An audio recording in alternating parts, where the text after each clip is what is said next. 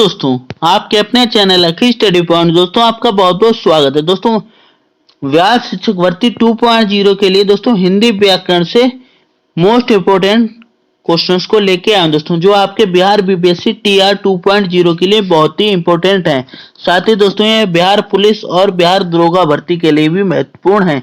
साथ ही दोस्तों हिंदी के लिए जो अदर एग्जाम है उनके लिए भी ये क्वेश्चंस बहुत ही महत्वपूर्ण है। उत्पत्ति के आधार पर शब्द के कितने भेद होते हैं? तो दोस्तों उत्पत्ति के आधार पर जो है शब्द 3 प्रकार के होते हैं। कितने प्रकार के? 3 प्रकार के होते हैं, यानी रचना या उत्पत्ति के आधार पर। ठीक है, रचना या उत्पत्ति के आधार पर शब्द 3 प्रकार के होते हैं। Option A is the right answer हो जाएगा दोस्तों।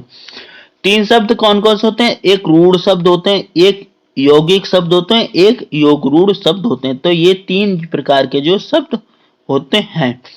रूढ़ शब्द क्या होते हैं? जो शब्द हमेशा किसी विशेष अर्थ को प्रकट करते हों तथा जिसके खंडों का कोई अर्थ ना निकले, यानी रूढ़। वो कहते ना यह बंदा बहुत ही रूढ़ है, मतलब क्रूड मतलब जो है किसका अर्थ यानी बहुत ही अजीब व्यवहार करता है। ठीक है, तो ऐसे ही हिंदी में कहा गया जिसका कोई अर्थ ना निकले उन्हें हम रूढ़ शब्द कहते हैं दोस्तों। ठीक है, अयौगिक शब्द क्या? जो शब्द अन्य शब्दों के योग से बनते हैं उन्हें हम यौगिक शब्द कहते हैं। अयोगरूढ़ भी होते हैं, किसी विशेष अर्थ को प्रकट करते हैं उन्हें योगरूढ़ कहते हैं। ठीक है, संस्कृत के ऐसे शब्द जिसे हम ज्यों का त्यों का प्रयोग में लाते हैं क्या कहलाते हैं? तो दोस्तों वे तत्सम शब्द कहलाते हैं। क्या कहलाते हैं? तत्सम शब्द, यानी शब्दों का शुद्ध रूप। क्या दोस्तों? जो शब्दों का शुद्ध रूप होता है वह तत्सम कहलाता है। क्या? और जितने भी संस्कृत के शब्द हैं वह तत्सम हैं। जितने भी संस्कृत के शब्द हैं वह क्या? तत्सम है, क्योंकि संस्कृत जो है एक शुद्ध भाषा का रूप है। निम्न में से रूढ़ शब्द कौन सा है? रूढ़ शब्द कौन सा है? तो अभी मैंने आपको क्या बताया, जिसका कोई खंड करने पे अर्थ ना निकले। ठीक है, तो दोस्तों जैसे समतल, इसका सम प्लस तल, वाचनालय, वाचन प्लस आलय, विद्या प्लस आलय। ठीक है, यानी विद्यालय। लेकिन पशु, ऑप्शन बी, पशु का कोई अर्थ नहीं। पा अगर अलग करेंगे, सु अलग करेंगे तो इनका कोई अर्थ नहीं निकलेगा। ठीक है, तो ये रूढ़ शब्द कहलाएंगे, यानी जिनका संधि विच्छेद ना हो सके वह रूढ़ शब्द कहलाएंगे दोस्तों। ठीक है, तो ऑप्शन बी वाला जो है रूढ़ शब्द हो जाएगा। शब्द रचना के आधार पर बताएं कि कौन सा शब्द योगरूढ़ है। तो कौन सा शब्द योगरूढ़ है? तो मैंने अभी आपको क्या होता है, योगरूढ़ शब्द वो होता है जिसका अर्थ प्रकट हो, यानी जो बहुव्रीहि समास होते हैं भाई योगरूढ़ शब्द के अंतर्गत आते हैं दोस्तों। ठीक है, तो आइए देखते हैं किसका अर्थ निकलता है इसमें दोस्तों। तो दोस्तों कुशल नहीं, जलज। जलज ऑप्शन बी वाला हो जाए। जलज क्या है दोस्तों? कमल के ओर इंगित करता है। किसकी ओर? कमल की ओर इंगित करता है। तो जलज हमारा योगरूढ़ शब्द हो जाएगा। रूढ़ शब्द कौन सा है? निम्न में रूढ़ शब्द कौन सा है? तो दोस्तों इनमें रूढ़ शब्द कौन सा है? पंकज, मलयज, जलज, ये दोस्तों सब पर्यायवाची। लेकिन वैभव ऑप्शन है, वैभव जो है किसी भी अर्थ को प्रकट नहीं करता है। परीक्षा शब्द निम्न वर्गों में से किस वर्ग में आता है? तो दोस्तों ये 4 वर्ग हैं, तद्भव, तद्भव, विदेशज, तत्सम और देशज। मतलब परीक्षा किसके अंतर्गत आता है? तो परीक्षा एक तत्सम शब्द है दोस्तों। कैसा है? ऑप्शन सी, यानी ये शुद्ध संस्कृत का शब्द है, तो ये तत्सम के अंतर्गत जाएगा। मजिस्ट्रेट शब्द है, तो दोस्तों मजिस्ट्रेट हमारा एक विदेशी शब्द है, विदेशी यानी अंग्रेजी शब्द है दोस्तों। ठीक है, अंग्रेजी कहाँ दोस्तों एक विदेशी शब्द कहलाता है, तो मजिस्ट्रेट जो है विदेशी शब्द के अंतर्गत जाएगा। निम्न में कौन सा शब्द देशज है? तो देसी शब्द हमें देखना है। सिंपल क्या होता है? देसी शब्द। तो देसी शब्द क्या हो जाएगा? लोटा। आपने गांव देहात में सुना होगा कि लोटा एक बर्तन होता है दोस्तों ऐसा करके। ठीक है, तो वह लोटा होता है। क्या होता है? लोटा होता है। Option B is the right answer. स्वतंत्र सत्ता धारण न करने वाले शब्द क्या कहलाते हैं? तो दोस्तों जो स्वतंत्र सत्ता न धारण करते हैं भाई यौगिक कहलाते हैं। क्या कहलाते हैं? यौगिक। यौगिक शब्द क्या होते हैं दोस्तों? जिनका संधि विच्छेद हो जाए, यानी जो शब्द अन्य शब्दों से योग से बनते हैं वह यौगिक शब्द कहलाते हैं। Option A is the right answer. निम्न में कौन सा यौगिक शब्द है? तो इनमें से कौन सा यौगिक शब्द है? तो मैंने आपको क्या बताया, जिनका संधि विच्छेद हो जाए दोस्तों, ठीक है। तो इसमें दोस्तों विद्यालय, क्या दोस्तों? विद्यालय। तो विद्यालय का संधि विच्छेद हो जाता है दोस्तों, ठीक है। विद्या प्लस आलय दोस्तों, ठीक है। तो ऑप्शन बी वाला जो है यौगिक शब्द हो जाएगा। प्रयोग की नजर से सूक्ष्म अंतर व्यक्त करने वाले शब्द क्या कहलाते हैं? जो सूक्ष्म अंतर व्यक्त करते हैं दोस्तों, उन शब्दों को हम समानार्थक यानी समान अर्थ प्रकट करने वाले, क्या? सूक्ष्म अंतर यानी समानार्थक शब्द जो हैं वे सूक्ष्म अंतर व्यक्त करने वाले शब्द कहलाते हैं। यौगिक शब्द कौन सा दोस्तों? हमें इनमें यौगिक शब्द देखना है दोस्तों। तो यौगिक शब्द मैंने क्या बताया, यौगिक शब्द जो का संधि विच्छेद हो जाए, यानी पाठशाला, तो पाठ प्लस शाला है दोस्तों, ठीक है। तो ये जो है यौगिक शब्द हो जाएगा हमारा। विभावरी किस प्रकार का शब्द है? तो दोस्तों यह जो एक तत्सम शब्द है, कैसा? यानी संस्कृत का शब्द है।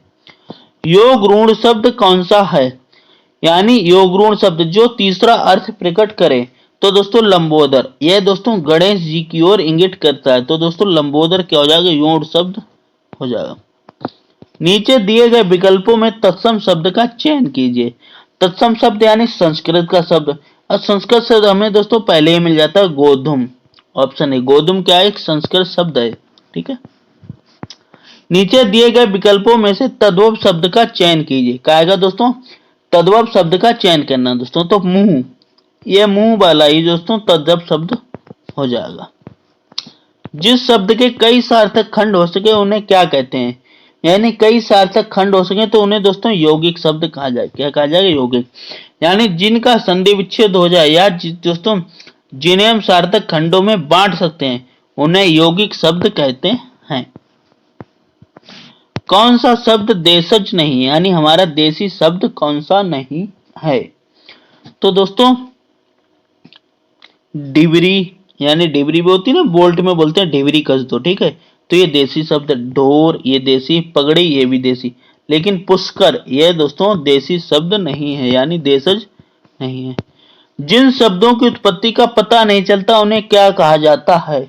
तो दोस्तों उन सबको देशज शब्द कहा गया है। यानी देशज माने क्या होता है? हमारे देसी शब्द, ठीक है। वो कहते हैं ना, लोटा का लुटिया बोल दिया, कटोरी का कटोरिया बोल दिया, या बिलिया बोल दिया, ठीक है। यानी जो देसी शब्द बन जाते हैं दोस्तों उन्हें देशज शब्द कहते हैं। वकील किस भाषा का शब्द है? तो दोस्तों वकील जो एक अरबी भाषा का शब्द है। काय का? अरबी भाषा का शब्द है।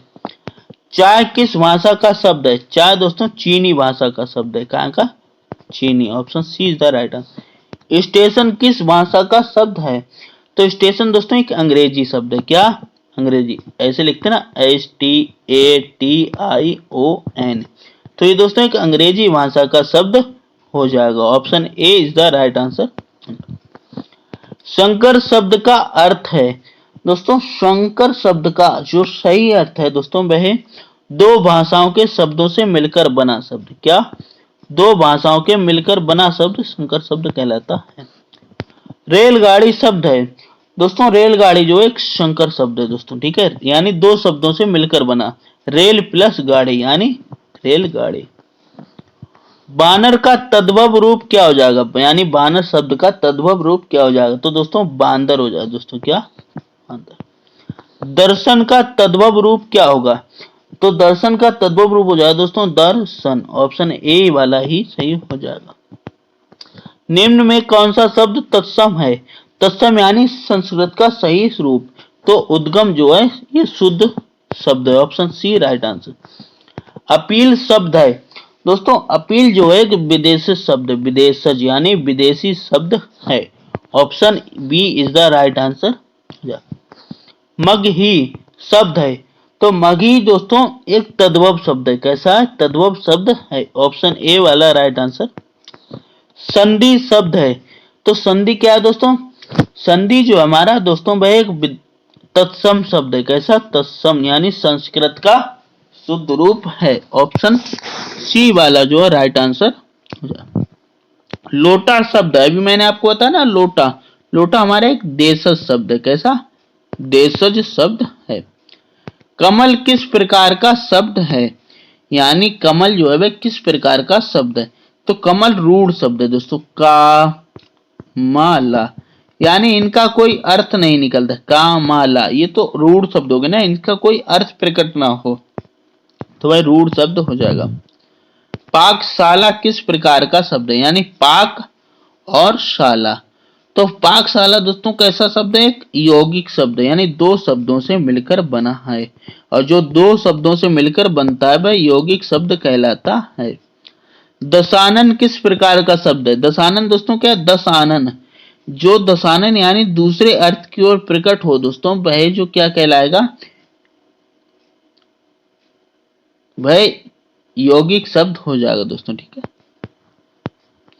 निम्न में कौन सा शब्द तुर्की भाषा का है? कौन सा शब्द जो तुर्की भाषा का है? तो कैंची जो हमारे तुर्की भाषा का शब्द है। क्या? कैंची। निम्न में से तत्सम शब्द का चयन कीजिए। तो हमें क्या का तत्सम शब्द का चयन करना दोस्तों। ऊपरी वर्षा, यही वाला जो है तत्सम शब्द हो जाएगा। संस्कृत के ऐसे शब्द जिसे हम ज्यों का त्यों प्रयोग में लाते हैं क्या कहलाते हैं? तो दोस्तों वह जो है तत्सम शब्द कहलाते हैं। क्या कहलाते हैं? तत्सम शब्द कहलाते हैं। निम्न में रूढ़ शब्द कौन सा है? यानी रूढ़ शब्द कौन सा है? तो अभी मैंने आपको ऊपर जो कराया था पशु वाला, ऑप्शन बी, यही जो है राइट आंसर हो जाएगा। नीचे दिए गए विकल्प में तत्सम शब्द का चयन कीजिए। तो तत्सम यानी शुद्ध, तो शुद्ध हमारा देखो बहु दोस्तों, ये देसी शब्द है, बहु बोलते हैं घर में। शहीद, पड़ोसी, ये सब देशज शब्द है। लेकिन गोधूम ये एक तत्सम शब्द हो जाएगा। क्या हो जाएगा दोस्तों? तत्सम शब्द हो जाएगा। तो ऑप्शन डी वाला जो राइट आंसर हो जाएगा। Thanks for watching video. Video को लाइक करें, चैनल को सब्सक्राइब करें, साथ ही दोस्तों ये वीडियो अपने दोस्तों को